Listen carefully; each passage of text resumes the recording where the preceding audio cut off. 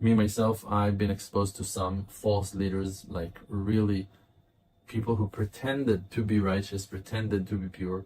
And in that time, when I was so-called close with them, I couldn't realize how much lie they contained, how many bad attributes they carried, and how far from being holy they were, while I was blinded as well, like, because I fell into that lie. I remember that I went, after I decided to leave that community and to stay like super far from that rabbi, I met another Admor, a very big righteous person, and I spoke with him.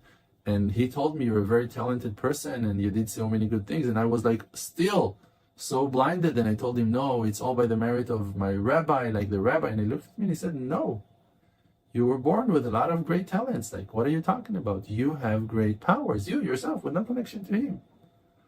And it's true. I do. I have skills, I have abilities, I have powers as part of my mission on earth. Just that this rabbi was always explaining to me that all my success depends on him. And he brainwashed me for so long that I started to believe in that and lost my faith in myself and my self-esteem. And that's crazy. Like, that's exactly what we as Jewish people are so far from, because we should never idolize people. We worship the invisible God, the unseen maker of the universe, the spiritual one, the maker, and him and no one but him.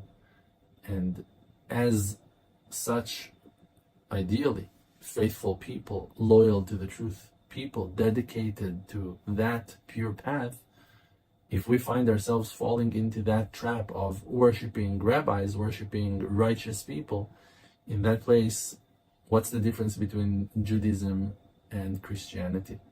Also in Christianity, they found a man that they believe that he is so holy or was so holy, and they just call him God.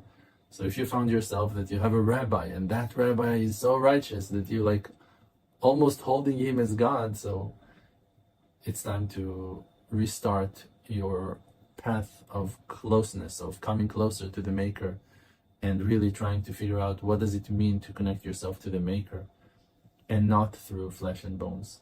Now, it is true that we should listen to the voice of the sages and the righteous ones and to follow their advice. But that's only when they are teaching you how to serve Hashem.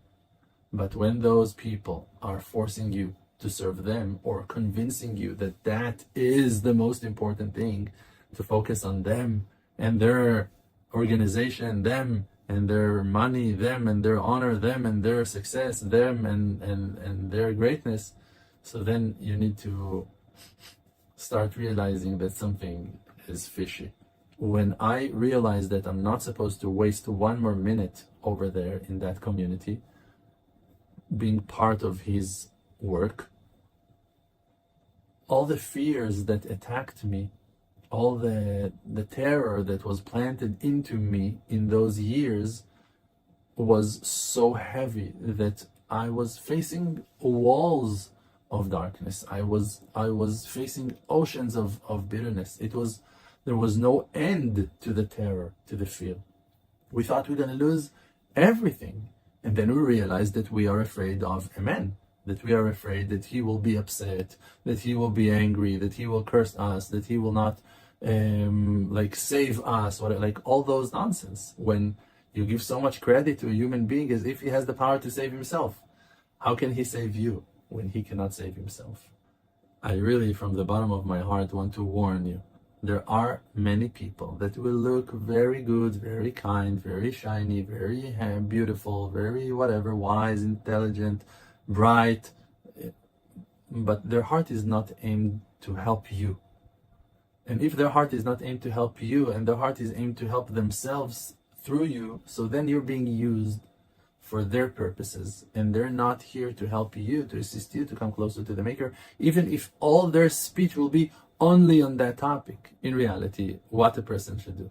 A person should wake up and be brave, and you don't need immediately to cut all the chains and to separate yourself from all the services or whatever, but to start building yourself to be independent, to start helping yourself to rise.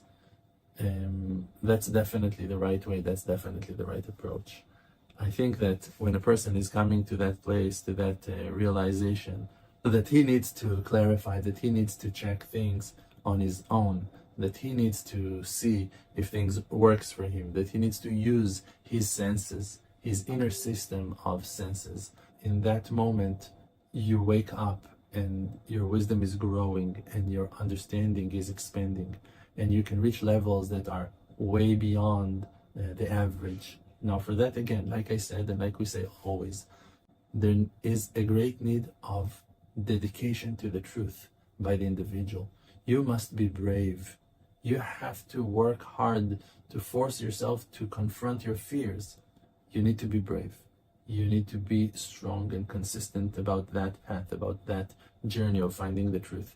And even if the truth brings you to stand in very embarrassing or uncomfortable situations,